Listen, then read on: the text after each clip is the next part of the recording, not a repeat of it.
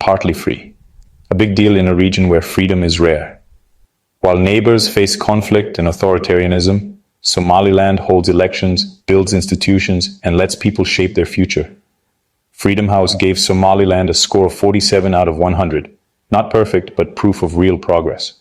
For Somalilanders, this isn't just a number. It's validation of decades of effort to build peace and democracy from scratch. Why care? Because Somaliland's story is a lesson in resilience. Democracy can grow even in the toughest places. It's the underdog team that keeps winning, even if the league won't let them in. In this video, we'll explore what partly free really means, Somaliland's unique journey, and why its struggle for recognition matters. By the end, you'll see why Somaliland is a beacon of hope, a story of progress, persistence, and the universal desire for a place to call home. Let's dive in. Before we dig into Somaliland, let's talk about the Freedom in the World report. It's a global survey on democracy run by Freedom House for over 50 years. They don't just ask governments if people are free. They send experts to check if elections are fair, if people can speak out, and if laws protect everyone. Countries get a score from 0 to 100. High scores mean strong freedoms. Low scores mean rights are restricted. Based on the score, countries are labeled free, partly free, or not free. Partly free, where Somaliland sits, means there's real progress, but also real problems. Elections might be held, but not always on time. Media can report, but sometimes face harassment. Protests happen, but not always freely. Somaliland's 47 out of 100 shows the foundations are there, but the house isn't finished. This report matters. It's respected worldwide and helps places like Somaliland make their case for recognition. A good score is like a glowing reference letter, proof that Somaliland is building something stable and democratic. So when you see partly free, think of it as a signpost on a difficult but hopeful journey. It's not criticism, it's encouragement to keep going. Now let's see how Somaliland got here. Somaliland's partly free status is remarkable because of where it started. In 1960, British Somaliland gained independence, then united with Italian Somaliland to form Somalia. The union quickly soured. Decades of marginalization and brutal repression led to civil war in the 1980s. Cities like Hargeisa were bombed to rubble. When Somalia collapsed in 1991, Somalilanders chose a different path. They declared independence and began rebuilding. Instead of waiting for outside help, elders, politicians, and business people led a grassroots peace process. Traditional conflict resolution and consensus building disarmed militias and restored order.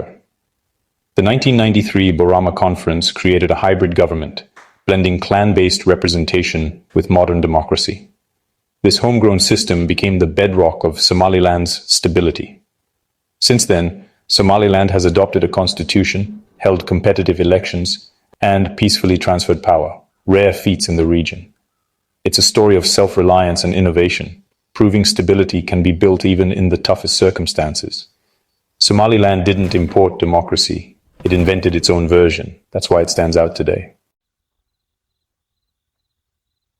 Somaliland's democracy isn't perfect. The road is bumpy, with plenty of potholes. Election delays are a major issue. Votes are often postponed for years due to political disputes, eroding public trust. The constitution allows only 3 national parties, which once prevented clan divisions but now limits new voices and ideas. Political newcomers must join existing parties, stifling debate and frustrating a young, ambitious population. Disputes over electoral laws are common, and the process for resolving them is slow and unclear.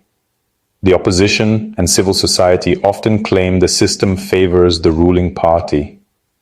These are growing pains, signs of a young democracy still learning. The Freedom House report highlights these not to condemn, but to show where Somaliland can improve. Sticking to election schedules, opening political space, and ensuring fair rules are the next steps. Overcoming these challenges is key to moving from partly free to free. Freedom isn't just about voting. It's about daily rights, speaking your mind, reading independent news, gathering in public, and being treated equally. Somaliland's media is lively and often critical, a rarity in the region. Private newspapers and TV stations challenge the government, but journalists face risks, intimidation, harassment, and even arrest for reporting on sensitive topics. This creates self-censorship. Speak too loudly and you might get silenced. Protests and rallies are common, especially before elections, but the government sometimes restricts opposition gatherings. The rules aren't always clear, making people wary of speaking out. Women and minority clans face extra barriers. Women helped build peace and are active in society but have little political representation. Minority clans are underrepresented and face discrimination. These issues show where Somaliland's democracy needs to deepen. Ensuring equal rights for all, regardless of gender or clan, is crucial for real freedom. Progress is real, but the work isn't done. Civil liberties are the next frontier. The rule of law is essential for freedom. In Somaliland, it's still a work in progress. There's a formal justice system, but courts aren't fully independent.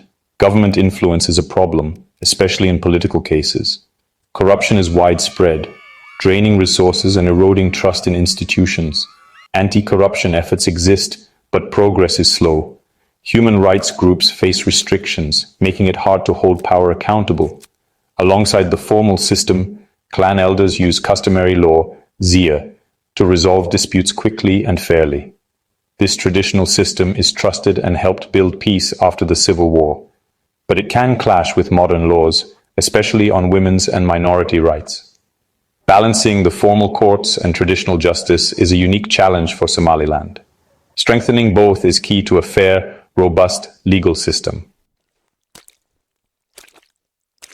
Freedom is also about opportunity, education, health, and a better life. Somaliland has expanded schools and universities, giving a new generation opportunities their parents never had. Healthcare is improving, with new hospitals and clinics reaching more people. Infrastructure is growing, roads connect cities, and development reaches beyond the capital. Diplomatically, Somaliland is building smart partnerships, especially with Ethiopia, Djibouti, and even courting the US. Talks of possible US recognition signal Somaliland's rising strategic importance. These efforts aren't just about a flag at the UN, they're about economic growth, security, and tackling shared challenges. Somaliland positions itself as a reliable partner for stability in a volatile region. It's not waiting for the world to notice, it's proving its worth through action. Education, health, infrastructure, and diplomacy show a country building a future, not just hoping for one. Somaliland is making itself indispensable. That's real progress. Despite progress, Somaliland faces huge challenges. The biggest lack of international recognition. For over 30 years, no country has officially recognized Somaliland. This means no UN seat, no World Bank loans, and a passport few accept. It limits investment and global opportunities. Recent talks with the US offer hope, but recognition is politically risky for many countries. At home, youth unemployment is a crisis. Education has expanded, but jobs haven't kept up. The economy relies on livestock and remittances, leaving young people frustrated and vulnerable. Climate change adds pressure. Droughts devastate livestock and threaten rural livelihoods. The government's capacity to respond is limited. Tackling recognition, jobs, and climate will require resilience, smart policies, and international support. Somaliland's future depends on meeting these challenges head-on. The stakes couldn't be higher. Look at Somaliland's neighborhood. Somalia struggles with chaos, Ethiopia with conflict, Djibouti with authoritarianism.